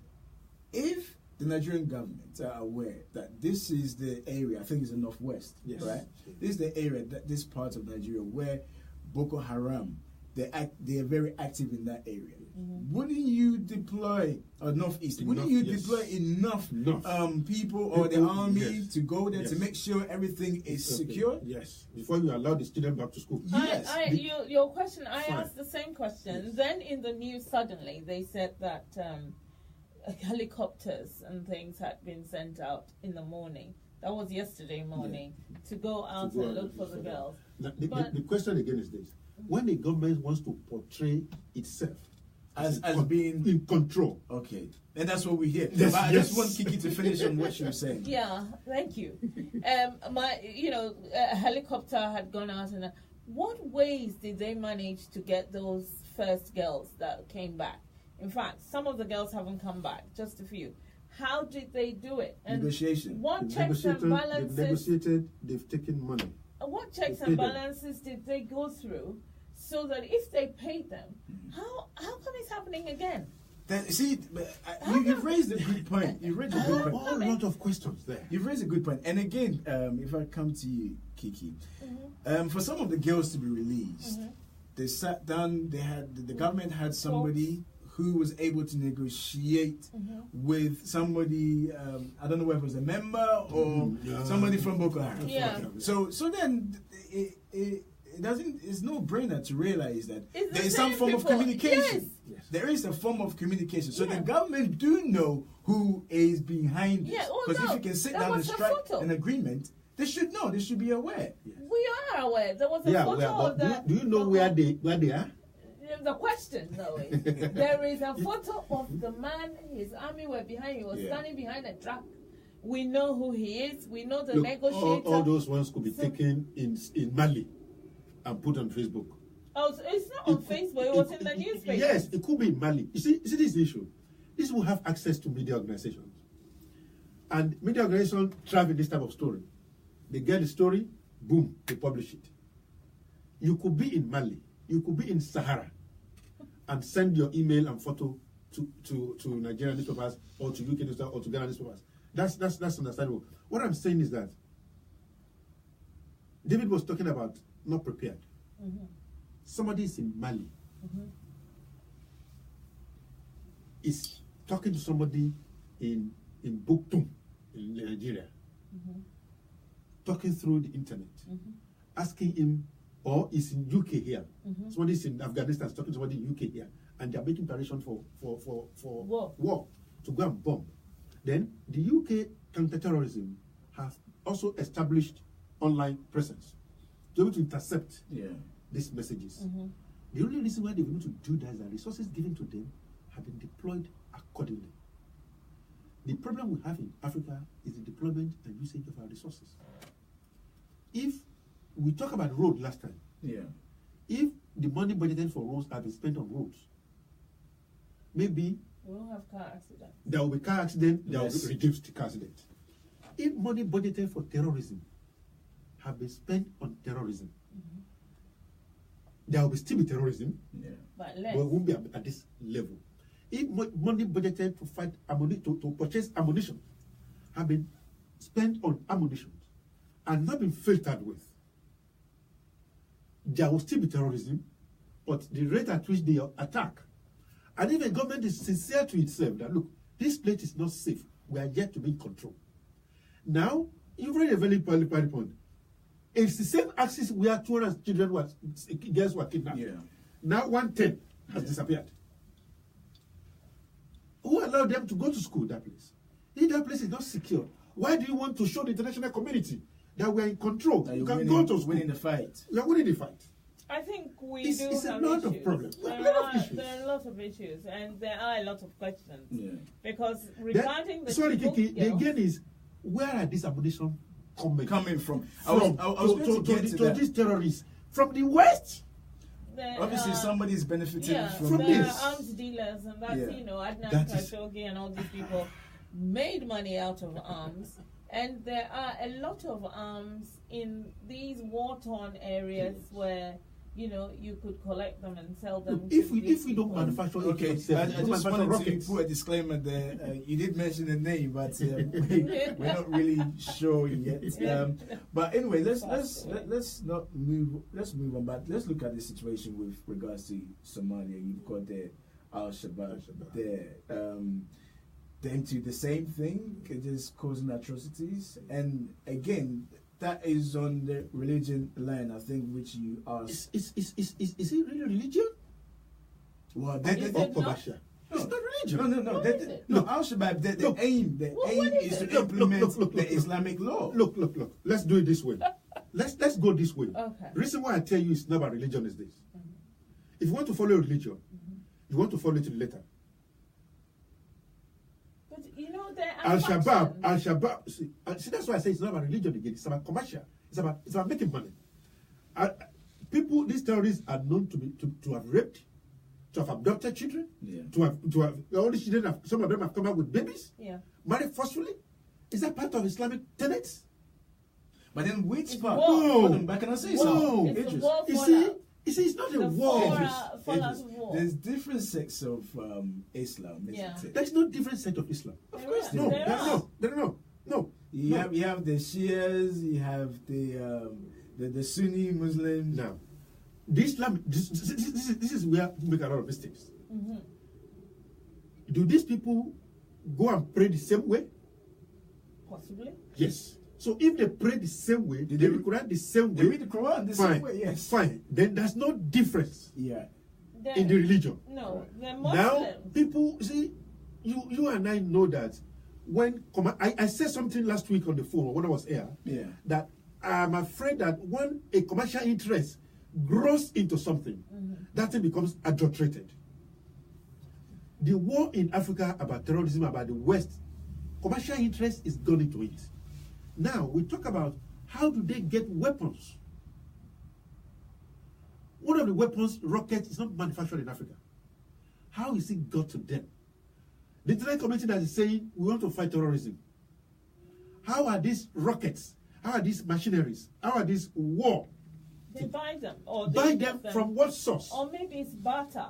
You just don't know. Fine. That's what I'm saying, that it's complicit. The West benefit from this. Yeah, And we've look- got. Let me come in, Idris. You've touched on the West benefit from this. You've got the fight going on in Saudi Arabia and Yemen, Yeah. right? But then you got the UK supplying Saudi Supplying Arabia with ammunition. Yeah, And yet, this is the same government. You've seen America arming a rebel in against Syria. yeah. That when you give weapons to a rebel, are you 100% sure that they're going to use it for that same purpose? The same What thing do with you Gaddafi. care? What No, they're going to use it Because for? we are those you give them weapons. Yeah. They need money. How are we sure that none of the weapons given to Syria rebels to fight Assad has not found its way to Africa through the black market? Yeah. So But they know that. They know that this is going to happen. They know that. Yeah. That is the issue there. They know it. Now, we know that one of the reasons how these people make money is to steal oil in Nigeria, to steal oil in Syria, to steal oil. Where are those oil bought? You and I don't buy crude. Where are the oil stolen from Niger Delta? Sold. Okay, you've gone on. Now, this is... That's okay. and those the money, question is those not money being find its answered. way, because those money are not legal. The question. The money cannot come back to that country legally. Let's The come back to the question is not question. being answered. Let's come back to the question, Idris. And if you're listening to us this morning, we're asking Some of them are complacent Yes. about the threat of terrorism in Some of Africa. them are That's what we're complacent because asking. they want to portray the image that they are in control of their country. Okay, this is from Joyce again on Facebook. Joyce is saying, who is giving arms to Boko Haram? France can respond to that, Idris. Okay, now speaking to David. David asked him if community leaders can play a part in tackling these ideologies, because like he said, these people, they are whatever it is, they are a product of their surroundings. Yeah. So if they are in poverty, they're more keen to They're looking for alternative jobs Yeah. or alternative ways to survive. Yeah. So that's when I was asking, maybe we need to concentrate more on that aspect rather than deploying armies, the military, to go and find the terrorists. Yeah, and also somebody made a salient point on my Facebook page saying the Ghana Armed Forces, Navy and Air Force are underfunded due to corruption from top government officials. But then yesterday, through government with the Ghana Army, they came out saying that they're ready for any terrorist attack. Hey, what do you think they will say? You think they will say they are not ready? No, but if the Ghana Army says they're ready, they're ready. I do not disbelieve them as you disbelieve the Nigerian Army. I do not disbelieve Nigerian Army. What I'm saying is that we have seen issues where past generals who have been entrusted to fight Boko Haram have been prosecuted now for stealing the money meant for that cause. Okay, coming back to their question though, is whether we're complacent or not, and how, regarding David's answer on the unemployment issue, I am more concerned about that, because who goes out there? When they go out there, our own army is going to kill our own people because they've gone to fight. Yes, on the wrong just that our side. own police arrest our own criminals. No, but that is different. The issue is the majority of them, as David is saying, who you say that his own is the book long. If he's telling us the written version, which I kind of don't. He knows as well so. that corruption plays a very serious part in that. Yeah, but the issue is, are we complacent though? And we are. We are complacent. One of our complacencies is that somehow the West manages to talk to the heads of governments in Africa in such a way that they are bullied into doing certain things, and then we have another issue where people are being killed. The Boko Haram is kidnapping people, and it is not being broadcast in the West or anywhere else. And I do agree with David that it is being reported it is the after effect of it, whether they've been able to bring them back, that the West is silent about. The West is very happy to report that crime is happening in Africa. The point is, though, that we really should look after our own issues. Yes. Yeah. That is one. And the other issue also is that whilst we're doing that, one of the issues that we should look at is Americans call it something homegrown terrorism. Yeah, where we kind of try and stop this ideology and all of that, which, as you say, is through the computers, is through intercepting messages with keywords and all of that. Now, if they don't know, and as David again talked about training, this is where it's at. This is the issue. Maybe somebody should, or maybe we should, or this show would, allow the army and all of the police and everyone to become aware that internet is tapped everywhere. Internet is tapped in Africa. It's tapped in Nigeria and Ghana and everywhere. More in Africa than anywhere. They have to kind of find the keywords and try and intercept. And the interception, because one of our problems, as you said again, about poverty and hunger. Poverty and hunger makes people do things. Poverty and hunger makes a woman become a prostitute. Yes. It's not because she's sexually, you know, or anything, but it is hunger. You've got to feed if your children. If there's no that hope of where can I get it from? etc., etc. So those are the issues. We are not complacent. One of the things is that, as somebody else said previously, terrorism is not, you know, to one side. Terrorism is everywhere. We have cells, different types of terrorism in all countries. And since 9/11, it has become a bigger issue. It's a worldwide issue. Yes, I agree with you, Candy. And if you're looking at on the screen right now, the ammunition that Boko Haram possesses is frightening. Yes, absolutely frightening. And in some it's in instances, the Muslim areas, Mali, Chad, Egypt, Libya, Niger. Yeah.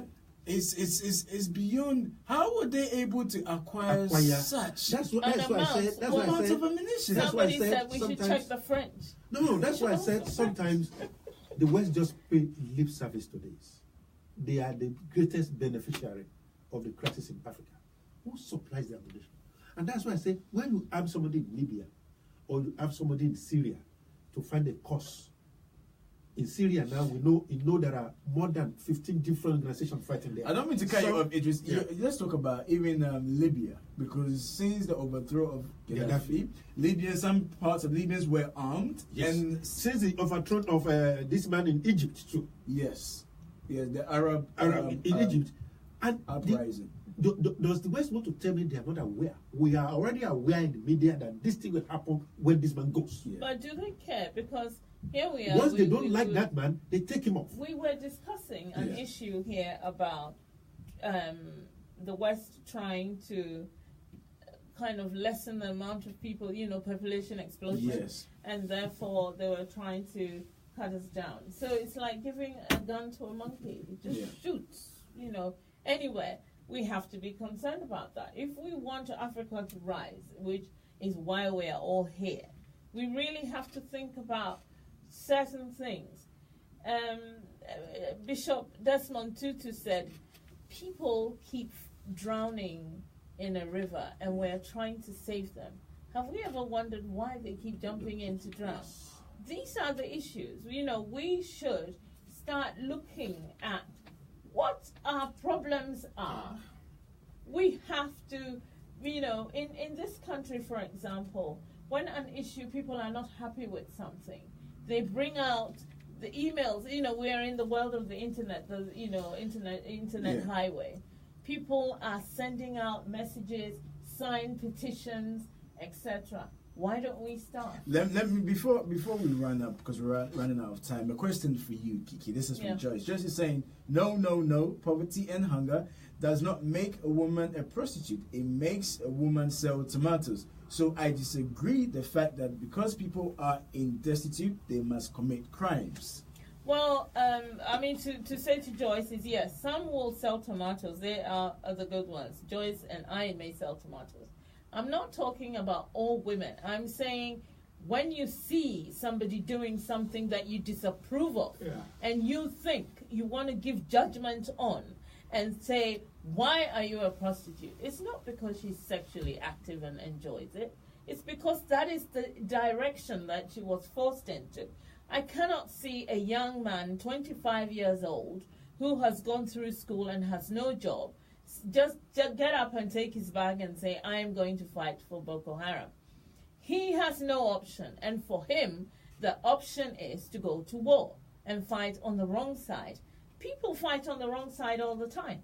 We have mercenaries. Before we had terrorists, we have mercenaries. We had mercenaries. Yes. And this is that's job they do. Yes. And they were paid. Mercenaries are paid good money for doing bad things. You are very right. Because those who have been arrested in Nigeria as Boko Haram, what the armies have found is that they are found with stacks of money. So Joyce, you can tell Joyce, or Joyce if you are listening, she's listening. I hope that you understand that it is not a judgment call. It is what happens on this world. We make choices. A woman can decide that she doesn't want to marry her husband anymore. She has 3 kids, and she's going to sell tomatoes or do something and live in a corner of a friend's room with those 3 kids and do. And another one is going to get up and do something else that you may not approve of. That doesn't mean that we're, holding a bell on top of anyone's head. Everyone makes choices. All right.